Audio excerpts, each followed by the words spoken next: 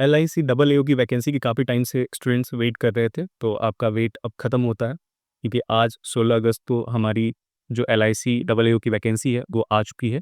आज से form fill होना स्टार्ट हो चुका है। तो आज की इस वीडियो में इसी टॉपिक के ऊपर हम बात कर रहे होंगे। हम आज की इस वीडियो में बात करेंगे कौन से इंपॉर्टेंट डेट्स हैं हमारे, और उसके बाद से कितनी वैकेंसीज़ हैं हमारी, कितनी फ़ी लग रही होगी, क्या एग्ज़ाम का पैटर्न रहेगा, कितने फ़ीस में एग्ज़ाम कंडक्ट कराए जाएँगे, ये सारे टॉपिक्स के बारे में आज की इस वीडियो में हम बात करेंगे। और सबसे इम्पोर्टेंट होता है सैलरी, अप्रॉक्स आपकी सैलरी कितनी होगी एग्ज़ाम क्रैक करने के बाद।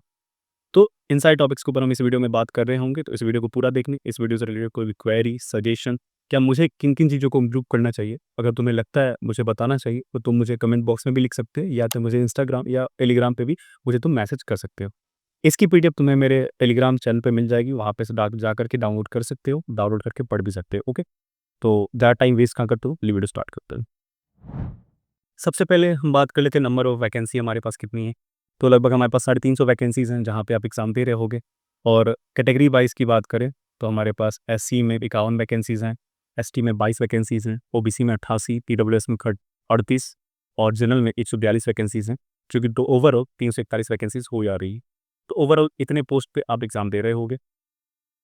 इसके बाद अगर हम बात करें इम्पॉर्टेंट जो है हमारे लिए, वो है इम्पॉर्टेंट डेट्स हैं। कौन-कौन सी इम्पॉर्टेंट डेट्स हैं हमारी? तो आज से आपकी फॉर्म फिलिंग स्टार्ट हो चुकी है, यानी कि 16 अगस्त से आपकी फॉर्म फिलिंग की डेट स्टार्ट हो चुकी है और आप 8 सितंबर तक फॉर्म फिल कर रहे होंगे। उसके बाद से अगर हम बात करें तो एग्ज़ाम की एडमिट कार्ड आपको 7 दिन पहले मिल जाएगी एग्ज़ाम से। इसके बाद अगर हम बात करें एक्सपेक्टेड डेट की, तो 3 अक्टूबर को आपकी प्री की एग्ज़ाम हो रही होगी। फिर मेंस की बात करें तो ये भी एक्सपेक्टेड है। 8 नवंबर को आपको मेंस का पेपर हो रहा होगा। PSI डेट एक्सपेक्टेड है, हो सकता है आगे बढ़ जाए, हो सकता है नहीं बढ़े, और इसकी भी एडमिट कार्ड जो होती है 7 दिन पहले आपको मिल जाएगी। अब बात करते हैं एलिजिबिलिटी क्राइटेरिया की। एलिजिबिलिटी क्राइटेरिया में अगर हम बात करें ऐज की, तो आपका 21 साल मिनिमम ऐज होना चाहिए और मैक्सिमम आपका 30 साल होना चाहिए। यानी कि 1/8/2025 तक अगर आप 21 साल से ऊपर चले जाते हो और ग्रेजुएशन कंप्लीट होता है, तो आप इस फॉर्म को फिल करने के लिए एलिजिबल हो जाते हो। इसके साथ-साथ अगर आपका 1/8/2025 तक 30 साल से अगर आप नीचे रहते हो, तब भी आप इस फॉर्म को फिल करने के एलिजिबल रहते हैं, दोनों ही केस में। एज में रिलैक्सेशन की बात करें तो SC/ST के लिए 5 साल है, OBC के लिए 3 साल है, PWD जनरल कैटेगरी के लिए 10 साल है, PWD SC/ST के लिए 15 साल है, OBC के लिए 13 साल है, ठीक है? पर ये सारे एज रिलैक्सेशन है, आप देखें अपने हिसाब से। फिर अगर हम बात करें वही एजुकेशन क्वालिफिकेशन की, तो आपकी बैचलर डिग्री होनी चाहिए, किसी भी डिसिप्लिन से हो, किसी भी UGC अप्रूव्ड किसी भी यूनिवर्सिटी से तुमने ग्रेजुएशन किया हुआ है, तो तुम इस फॉर्म को फिल करने के लिए एलिजिबल हो जाते हो। फिर नेक्स्ट हमारा आता है, अच्छा, सैलरी, जो बेनिफिट्स हैं हमारे, सैलरी क्या होगी हमारी, सबसे इम्पोर्टेंट होता है। सैलरी सबसे इम्पोर्टेंट होती है, कोई फॉर्म फिल करने के बाद से अगर हम एग्ज़ाम देने जा रहे होते हैं, तो हमें पता होना चाहिए हमें एट द एंड इतने एग्ज़ाम्स कंप्लीट करने के बाद कितने इन हैंड सैलरी आ रही है। तो जो बेसिक पे है ना हमारा 88,635 रुपया पर मंथ है, प्लस इसमें भी जुड़े होते हैं, जो कि ओवरऑल जा करके बन जाते हैं ये 1,26,000 तक आपको सैलरी लगभग मिल रही होती है। और ये सिटीज़ पे भी निर्भर करता है। अगर आप कोई अच्छे ग्रेड ए सिटीज़ में रहते हैं, जहाँ पे महानगर जिसको बोलते हैं, मेट्रो सिटी जिसको बोलते हैं, वहाँ पे थोड़ी-सी सैलरी बढ़ जाती है। तो सिटी के ऊपर भी डिपेंड करता है ये सारी चीज़ें। नेक्स्ट हमारे लिए इंपॉर्टेंट है प्रोबेशन पीरियड। देखिए, प्रोबेशन पीरियड जो होता है वो 1 साल का होता है। डेट ऑफ जॉइनिंग अगर आप कंप्लीट करने के बाद से, एज़ एग्ज़ाम्पल अगर आप 1 तारीख से जॉइन कर रहे हो, ओके? 1 जनवरी से जॉइन कर रहे हो, तो आपका 1 जनवरी 2026 से आपका 1 जनवरी 2027 तक ये आपका प्रोबेशन पीरियड होगा। यहाँ पे आपको गारंटी बॉन्ड भी साइन करना होगा, जो कि लगभग 5 लाख रुपए का होगा, और ये आपको कम से कम 4 साल तक जॉब करना पड़ेगा। अगर आप 4 साल के बीच में अगर जॉब छोड़ के जाते हो, तो कम से कम आपको 5 लाख रुपए एज़ अ पेनल्टी आपको पेमेंट करना पड़ेगा वहाँ पे। अब फॉर्म फी की बात कर लेते हैं। फॉर्म फी की बात करें तो SC/ST PWD कैंडिडेट के लिए ये लगभग ₹85 plus transaction charge plus GST हो जाएगा, और अदर कैंडिडेट यानी कि जनरल, OBC, इन सारे कैंडिडेट के लिए ये लगभग 700 plus transaction charge plus GST होगा। लगभग मेरे को लगता है 850 के आसपास आपकी ये फॉर्म फी होगी, मुझे जहाँ तक लगता है इसके लिए। सिलेक्शन प्रोसेस की बात करें तो सिलेक्शन में प्री आपको देना पड़ेगा, मेंस है, फिर एक इंटरव्यू होगा, उसके बाद आपका सिलेक्शन हो रहा होगा उसके मार्क्स के बिहाफ पे।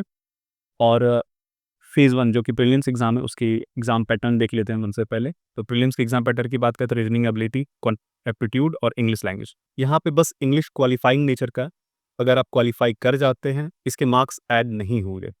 आपको एग्ज़ाम में इसके मार्क्स नहीं दिए जाएँगे। बेसिकली जो आपका सिलेक्शन हो रहा होगा वो रीज़निंग और क्वांट के बिहाफ़ पे ही हो रहा होगा। ये वैसे स्टूडेंट के लिए ज़्यादा बेहतर है जो क्वांट को ज़्यादा सीरियसली लेते हैं या जो एक्चुअल में क्वांट के ऊपर ही डिपेंड रहते हैं।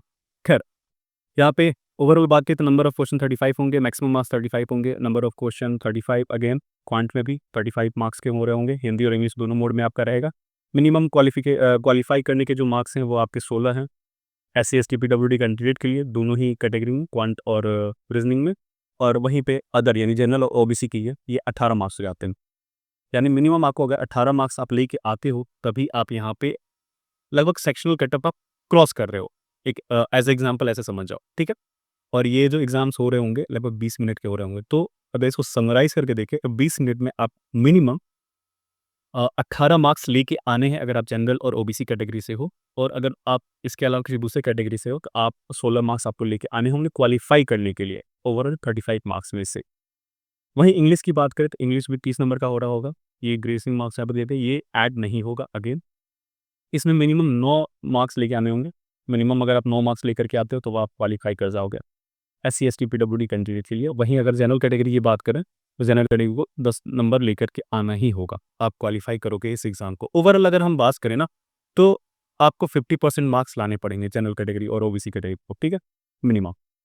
अब नेक्स्ट हम बात करते हैं मेंस की। मेंस एग्ज़ाम की बात करें तो हमारे पास पूरा एक खुल के आ जाता है मेंस का एग्ज़ाम पैटर्न, जो कि है reasoning, general knowledge and current affairs, data analysis and interpretation, जो insurance and financial marketing awareness, फिर हमारा इंग्लिश डिस्क्रिप्टिव हो जाता है। अब एक-एक करके देखते हुए चलते हैं। रीजनिंग की बात करें तो 30 क्वेश्चन होंगे जो कि 90 मार्क्स के होंगे, इंग्लिश और हिंदी दोनों में देखने को मिल जाएँगे। क्वालीफाई करने के लिए आपको एससी, एसटी में लगभग 40 मार्क्स चाहिए होगा और अगर आप ओबीसी या जनरल कैटेगरी के हैं, तो वहाँ पे आपको 45 मार्क्स लाने होंगे और यहाँ पे जो टाइम ड्यूरेशन मिलेगी वो 40 मिनट की मिलेगी।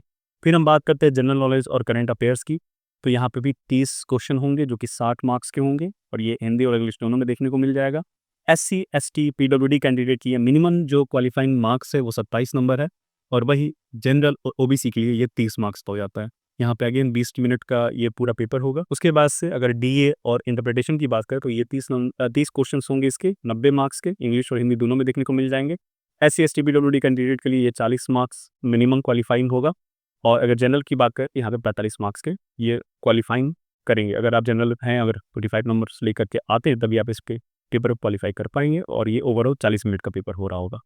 फिर insurance and financial market awareness की बात करें तो यहाँ पे 30 क्वेश्चन होंगे, 60 मार्क्स के, हिंदी और इंग्लिश दोनों में देखने को मिलेंगे। मिनिमम अगर क्वालिफाइंग की बात करें तो एससी, एसटी, पीडब्ल्यूडी के लिए 27 मार्क्स और जनरल और ओबीसी के लिए 30 मार्क्स के ये होंगे और ये लगभग 20 मिनट में ये आपको कंप्लीट करना होगा। 120 क्वेश्चन होंगे आपके ओवरऑल 300 मार्क्स के और 2 घंटे आपको मिलेंगे ओवरऑल सॉल्व करने के लिए। फिर यहाँ पे एक डिस्क्रिप्टिव पेपर देखने को मिल जाएगा। डिस्क्रिप्टिव पेपर में आपको इंग्लिश लैंग्वेज और इसके अलावा कम्युनिकेशन स्किल्स लाइक ईमेल्स लिखना, रिपोर्ट बनाना, रिपोर्ट सिचुएशन एनालिसिस करना और राइटिंग का ओवरऑल रहेगा। इसमें जो नंबर ऑफ क्वेश्चन होगा वो 25 मार्क्स के होंगे और सारे के सारे इंग्लिश में होंगे।